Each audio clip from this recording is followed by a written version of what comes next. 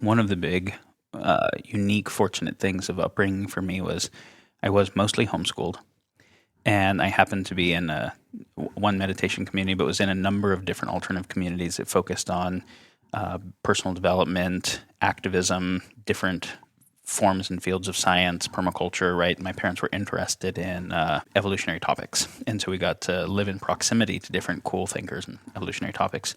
But the benefit of the homeschooling was my parents were wanting to do an experiment, educational experiment, which was before unschooling was a thing. The idea was let's give them no fixed curriculum at all and expose them to as many things as possible, see what their interests are, and facilitate that. And so this was my education growing up. So I never had a fixed amount of spelling or handwriting or, social studies. So my spelling still depends on spell checker completely. My handwriting depends upon the fact that I only use computers because I never developed those things. But I did get to dive into the sciences very deeply, very early, in a way that was untraditional. That is a way that would be the case for any kid if they were facilitated to follow what they were really interested in. And so my early upbringing was all of the sciences, all of the different philosophic traditions, and all areas of activism. But one of the other really neat things was because I didn't learn them in the context of subjects, right? This is social science, this is biology, this is physics. I didn't even think of them in isolated ways. So I'd be cross-applying principles from thermodynamics to astrophysics to cell biology to looking at what is true about how reality works across all of these, because I didn't think of them in segmented ways and I didn't think of them in terms of discrete laws of a domain. What age were you when you started to be fascinated about systems and about how things work? I mean, is there a time where you remember, like I know when I was a kid, I took apart a telephone and my curiosity, I have this insatiable curiosity. And I always wondered how things work. So I wasn't satisfied unless I took it apart and put it back together. Did you feel like that in your life? I mean, how has that served you? How would you describe your curiosity? The same as yours and the same as any other kids. I maybe just had more facilitation. So what happens with kids usually is they want to take apart the telephone. They want to make lasers. They want to, do all kinds of interesting things.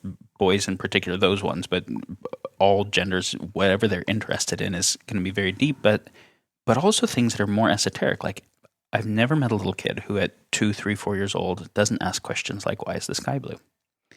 And we give them nonsense answers, but to actually understand how the atmosphere works and how diffraction works and how light works and how that intersects with the way the rods and the cones in our eye work and what the subjective experience of blue compared to the actual objective experience of light scattering, it's actually one of the deepest, most profound things to answer that well, that exposes them to everything from the hard problem of neuroscience to atmosphere sciences, and where they're going to learn about climate change and stellar formation and physics. They ask, why is fire hot? And it's the same kind of thing, right? Like, well, we can talk about what the photon releasing is and how photons are exchanging energy in the hand, but then why am I subjectively experiencing it as hot?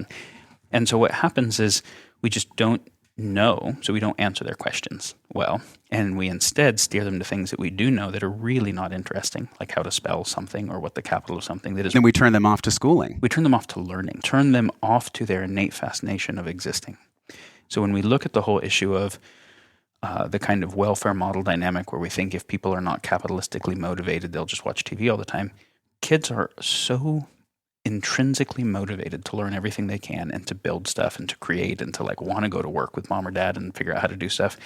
What happens is when we don't facilitate their interests and then we actively force them to be interested in shit that's just not interesting to them because it has more to do with memorization and getting it right than actually understanding mechanics or dynamics in interesting ways, we break their innate intrinsic interest in life, make them deferring to extrinsic authority, and then they just want to get away from that, which ends up looking like play, chill out is some form of, escape from broken interest in life. So the future of education has the ability to have polymath be the new normal, comprehensively developed multimodal genius as the new normal, because that's actually innate to every child if rightly facilitated. Wow. And the way that I hear you explain things, this is something that I think is endogenous to you. I mean, do you feel like your intelligence has blossomed from that environment? How did you get through these stages of learning without going to this traditional schooling? And then maybe tell us a little bit about how you found this cure for your autodegenerative disease that you had. What was that like? Combine those two things for us. So first part, one of the things that I was struck by early is I was studying, I was very fortunate to come across the work of Buckminster Fuller early in childhood. And when you see as an older man, he's got 49 honorary doctorates in everything from architecture to mathematics to engineering to most of fundamental sciences, and did novel work in those areas. Like, how does someone do novel work in mathematics when people have done so much brilliant work specializing in that, and do novel, game-changing work in architecture and language? And it breaks our normal idea of how specialization in human capacity works. But we see that being true in Da Vinci and in Jefferson and all the people that we think of as these kind of Renaissance people that are kind of comprehensively developed. And it's easy for us to think that they are just somehow genetically different. But one of the things that Bucky Fuller, as an older person, would always state in like the beginning of his talks was that he became aware early in childhood that he had slightly below average intelligence by the normal metrics of intelligence, that the other kids in school got spelling faster than him, got math faster than him. But some things happened, some specific experiences where he became interested in figuring out what could a person of normal intelligence do with their life if they fully dedicate themselves to developing themselves comprehensively for the benefit of humanity.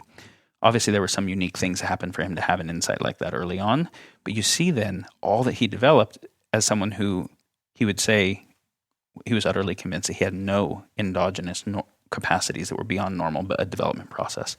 One of the things that's so interesting for me then was all the people who developed themselves to the kind of highest degrees of comprehensive development said things very similar. And so it's clear to me that, then we've dove very deeply into all of the evolutionary biology of the topics and educational theory, that the highest stages of human development that we're used to seeing that seem so many standard deviations beyond normal can be the new base.